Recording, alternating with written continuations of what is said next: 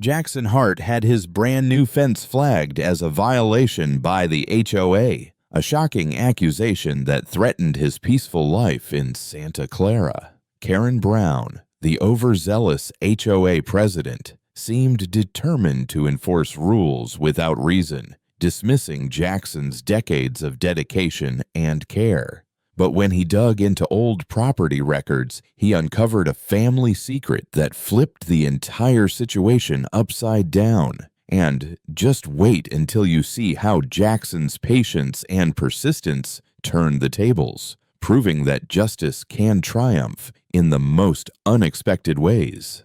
Jackson Hart had always believed that moving to Santa Clara would mean peaceful, quiet nights, the kind where the only sound he'd hear was the soft rustle of leaves and the distant hum of traffic. For 20 years, this neighborhood had been his sanctuary, a place where his family could grow without worry. So when he spent the entire weekend installing a sleek, modern fence around his property, a design carefully chosen to complement the house and enhance privacy, he felt a sense of accomplishment. It was more than just a boundary. It was a symbol of care, order, and pride. Every post was measured, every plank aligned perfectly. Jackson imagined his children running in the yard without fear of wandering off, and his wife, Lily, enjoying a quiet morning coffee on the porch, shielded from the outside world. But that serenity evaporated faster than he could comprehend. The following morning, as he stepped out with a mug of coffee still steaming in his hand, a crisp white envelope had appeared at his front door. It was stamped with the HOA's official seal. Jackson's brow furrowed. He knew HOA letters usually meant some kind of complaint or procedural reminder, but he had never received anything that even hinted at conflict. With a flick of his fingers, he tore it open, expecting perhaps a reminder about dues or a scheduled inspection. Instead, the words on the page hit him like an unexpected blow. Karen Brown, the chairperson of the Homeowners Association, had issued an official complaint stating that Jackson's newly built fence was in violation of community regulations. He blinked, rereading the sentences to make sure he wasn't misunderstanding. The letter cited unauthorized construction on restricted land, violation of aesthetic guidelines, and even mentioned potential penalties if the issue wasn't addressed promptly. Each phrase felt sharper than the last, like someone was taking deliberate aim at the stability he had spent decades building. Jackson staggered back slightly, gripping the edges of the letter as disbelief surged through him. "How is this even possible?" he whispered aloud, his voice catching on the words. "I've lived here for 20 years." His mind raced. He remembered every step he had taken to follow community rules, every form filed correctly, every neighborly agreement honored. He couldn't comprehend how something as simple as a fence, something that made the neighborhood look better, not worse, could trigger such hostility. Anger began to boil inside him, a slow heat that grew with each paragraph he read. It wasn't just frustration, it was the sharp sting of being accused of wrongdoing where there was none. Jackson's hands trembled slightly, not from fear but from the intensity of his emotions. He felt the injustice of it acutely, as if his dedication, care, and respect for the neighborhood had been dismissed outright. Every line of the bureaucratic jargon seemed to mock him, emphasizing rules over reason, procedures over people. He imagined standing face to face with Karen Brown, demanding an explanation.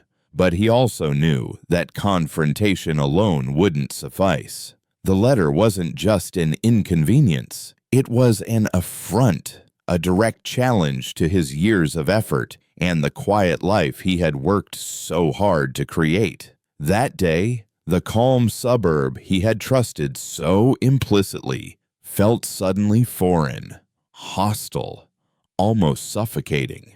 Jackson clenched his jaw, promising himself that he would not let this stand, not without a fight, and not without discovering the truth behind this sudden and inexplicable accusation. By the time he folded the letter and placed it on the kitchen counter, Jackson knew one thing with certainty. The peaceful weekend he had imagined was gone, replaced by a storm of anger, confusion, and determination. And as he looked out at the fence gleaming in the morning sun, the very thing that had filled him with pride now became the symbol of a battle he was unexpectedly forced to wage.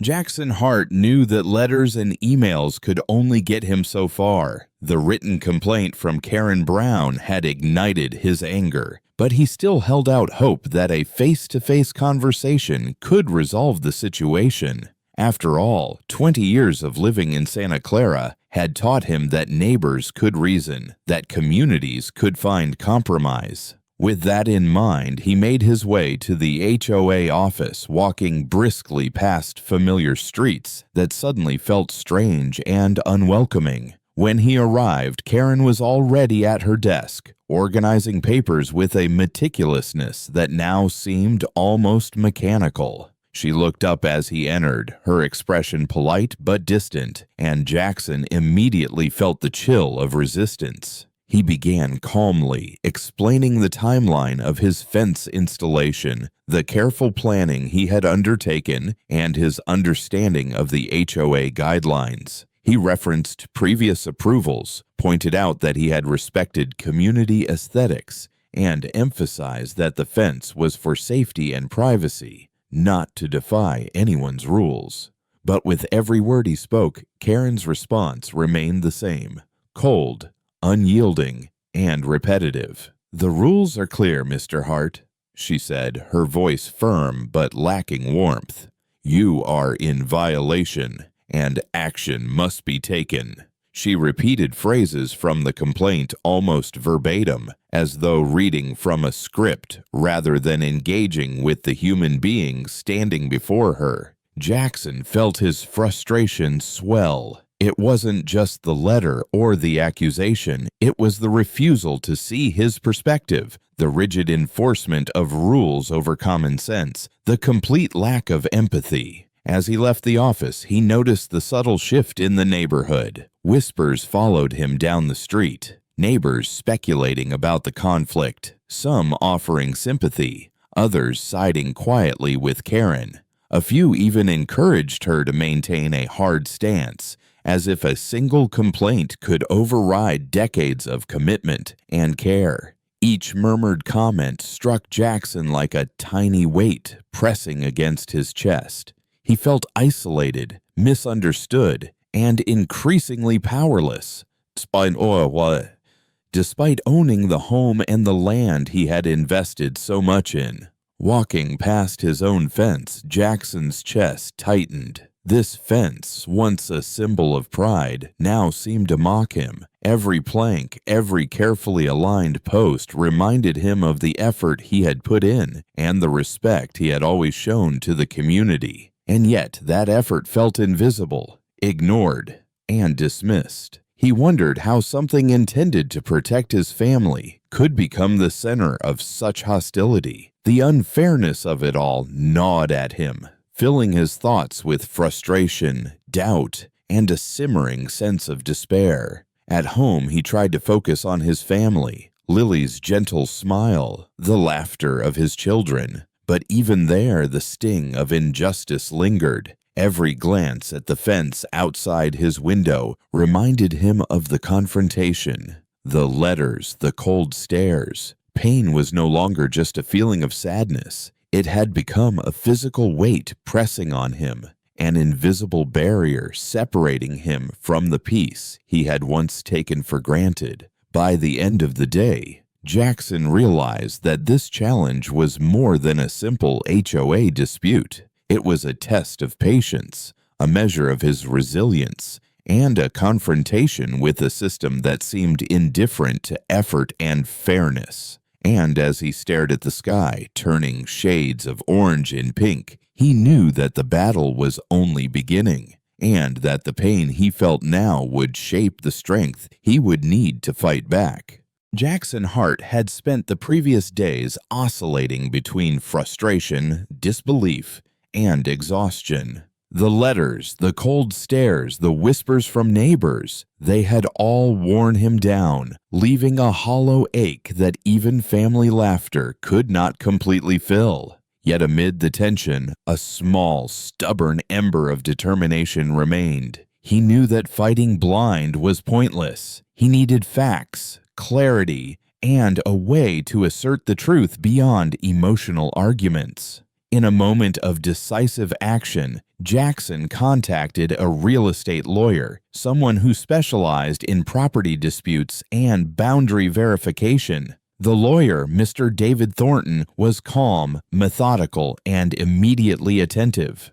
"Let's take a look at the property records," he said, spreading out decades' worth of legal documents and deeds across the office table. Jackson leaned over the papers, scanning lines and numbers that until now had seemed like abstract bureaucracy. The anticipation was a mix of hope and apprehension. He wanted confirmation that he was right, but feared the possibility of further complications. As they traced the history of the properties in the block, a startling revelation emerged. 20 years ago, Jackson's grandfather, a careful and forward-thinking man, had purchased not just the house Jackson now lived in, but every lot in the surrounding block. It had been a long-term investment strategy, a plan he had executed meticulously but quietly.